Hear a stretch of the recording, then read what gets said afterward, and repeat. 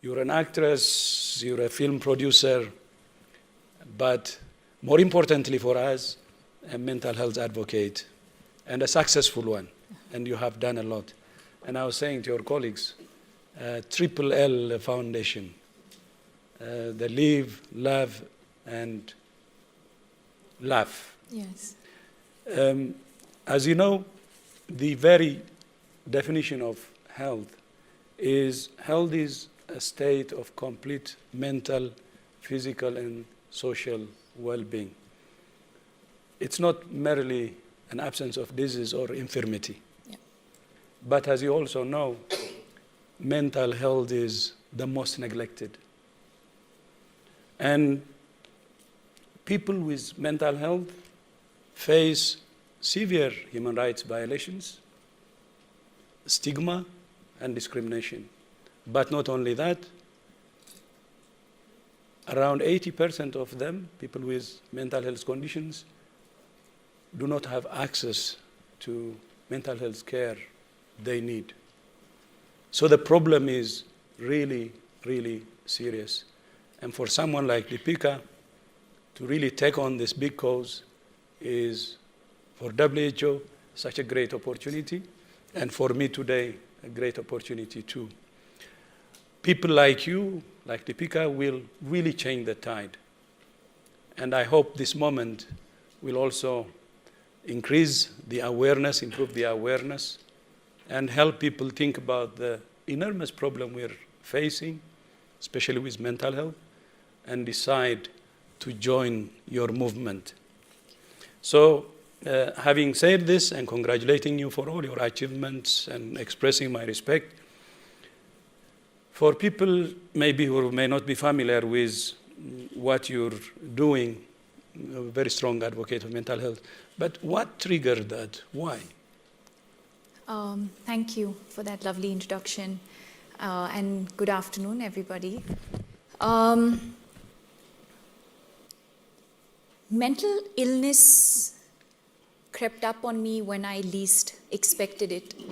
I think most often, or at least in my case, it comes with absolutely no warning signs. And I was going through a phase that, the perception and the general understanding was that I was at a professional high. I'd had successful, consecutive hits professionally at the movies. I was in an amazing relationship. My parents and my sister have always been, extremely supportive of everything that I've done in my life. And so everything that we think should be okay in our life was going more than okay. It was absolutely perfect. And I remember waking up just one morning, leading an absolutely normal, or what I thought was normal.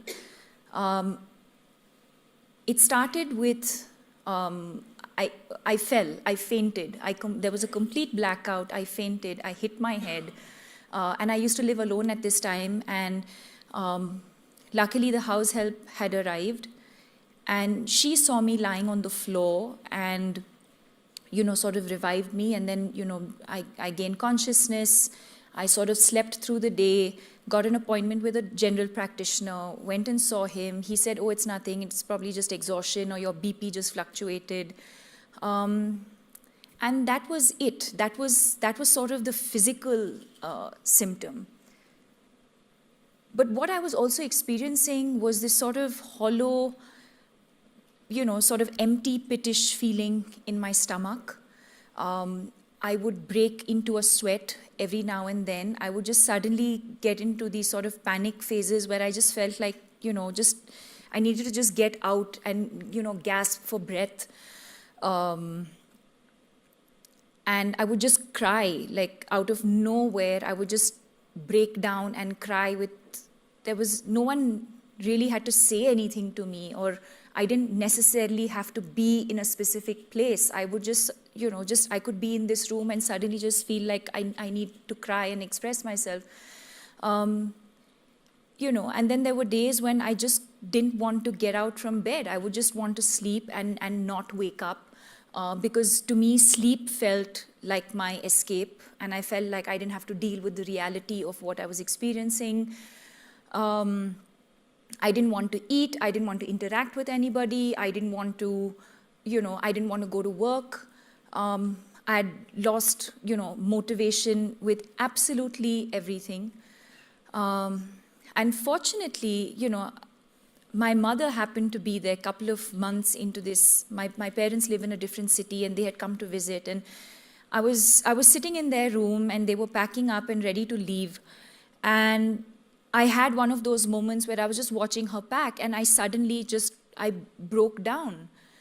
And she looked at me and she said, "What happened? Is everything okay?" And I said, yes, everything was okay, but clearly everything was not okay. And she asked me the routine questions about, is it my relationship? Is it something at work? And I just kept saying no, and I didn't know what was that one thing. I couldn't point my finger at it. And she immediately looked at me and said, "Deepika, I think you need professional help." And that's when we called Anna Chandy, who, at the point was a family friend, but also a trained psychologist. But at that point, we felt like we wanted to share this with somebody who we could trust, someone who was not going to, we were concerned about what the media was going to say, and we didn't want to be seen outside a psychiatric clinic. So everything was hush-hush. I remember calling up Anna. She was in the middle of a personal crisis. She was traveling. And I called her, and literally, she asked me 2 questions, and she said, "I'm flying down to see you right away. You need professional help. You need to see a psychiatrist." And, immediately, I think literally that same evening or the next day, she was on a flight. She came to see me.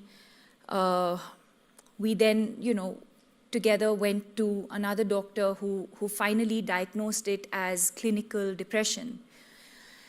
And I remember after struggled for so many months of having to go about the motions of doing everything, going about my professional engagements, having to speak at events, having to perform scenes, having to engage with people, having to do all of those things, but actually not being present.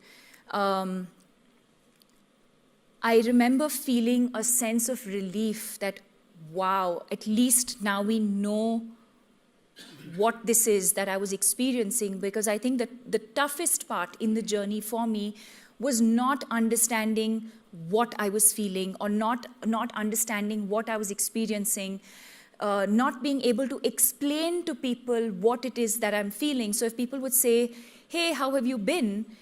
And I would have to lie and say, "I've been great, I'm fine." When actually I was not feeling okay, because I didn't have the strength and I didn't have the words to explain to somebody what I was experiencing. And so just the diagnosis in itself, to me, felt like a massive relief. At least now we knew what this was. But I think this is where, my journey to recovery began, because I think accepting what Dr. Shyam Bhatt told me was equally an important part of my journey to recovery. And I think what I see around me very, very often is 2 things. For example, when my mother said, "I think you need help," I could have easily rejected that and said, "No, Mom, that's crazy. This doesn't make any sense. I'm not seeking professional help." A. B, the other situation could have been, my mother could have completely discouraged me from seeking professional help. So I think the 2 things that we managed to achieve here as a family is, 1, the fact that somebody close to me within my family recognized the signs and symptoms, 1. 2, encouraged me to seek help. 3, that I was open to the idea of seeking help. And I accepted the fact that, okay, if our body is sort of susceptible to illness, so can the mind. And, you know, and I think that's when I understood the importance of the mind and the body, and understanding that in the same way that we take care of our physical health, it's equally important for us to take care of our emotional health, our mental health. And then, of course, that's how my journey to recovery began. It is during that time, I realized that there was a lot of stigma, there was a lot of hush-hush, there was a lot of not wanting to share with too many people what I was experiencing. And I think all of those experiences made me reflect on why we was behaving, including myself, why we were behaving a certain way. Why was I not telling somebody that, you know, I'm not feeling okay emotionally? Why is it that I was seeking professional help in, privately? Why was I not confident enough to do this publicly and with people spotting me? That's okay. And it was all of those experiences that made me think and reflect and say, one second. I took a step back and I said, why have we gone about this way? And I think that's when I realized the stigma and the lack of awareness that's associated with mental health and mental illness.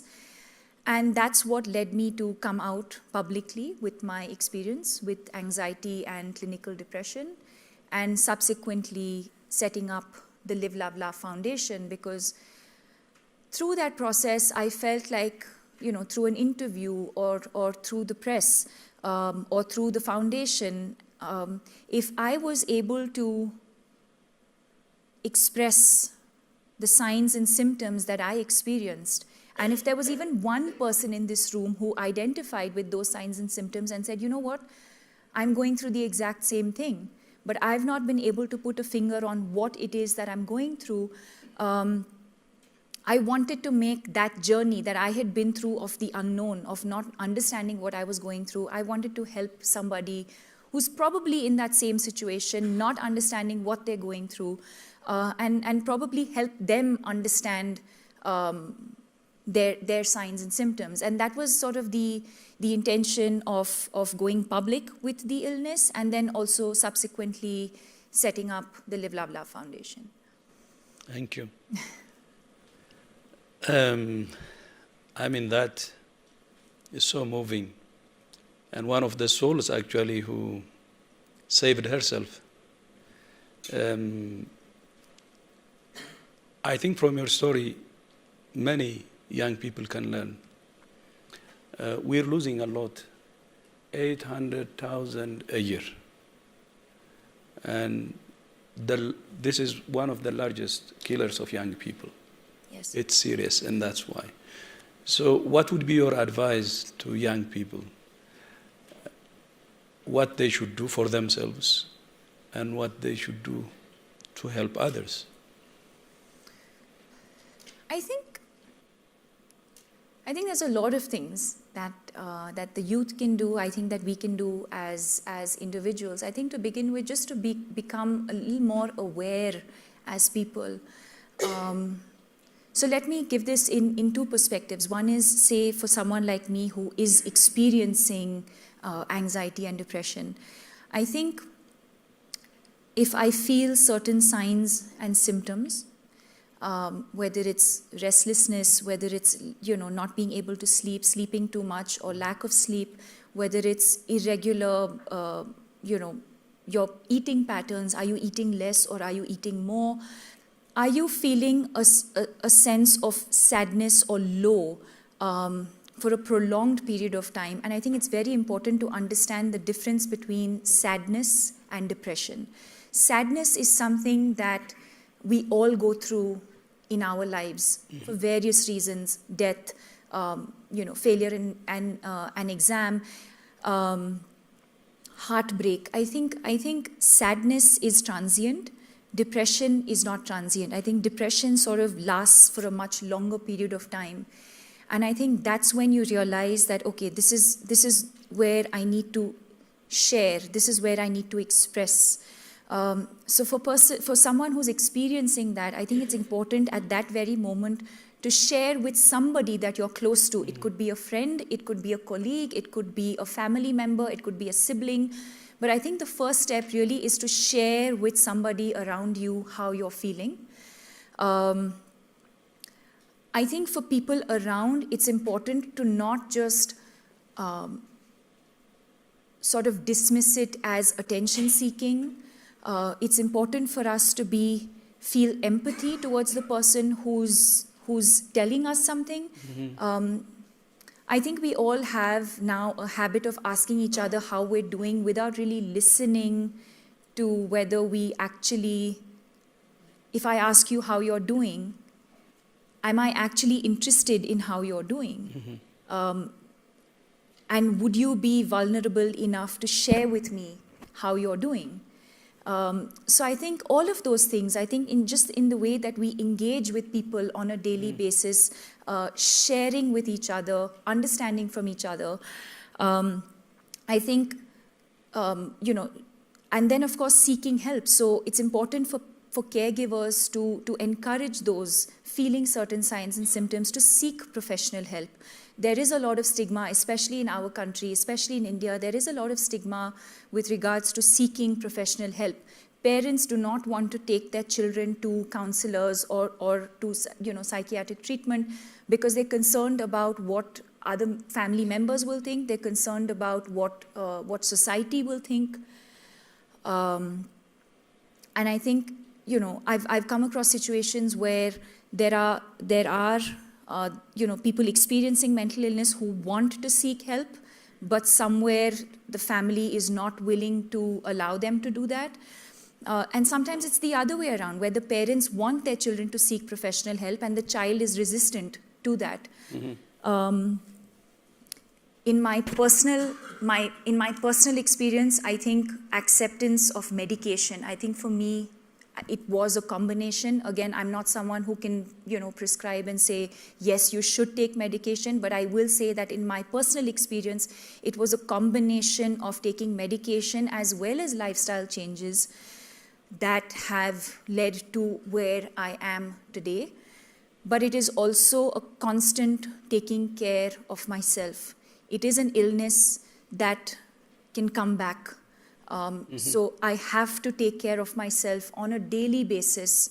The amount I sleep, what I eat, exercise, mindfulness, all of those things are things that I still have to do on a regular basis to ensure that I don't go back into that dark world and dark space again. Thank you. So together we hope to make a difference. Namaste. Namaste. Thank you.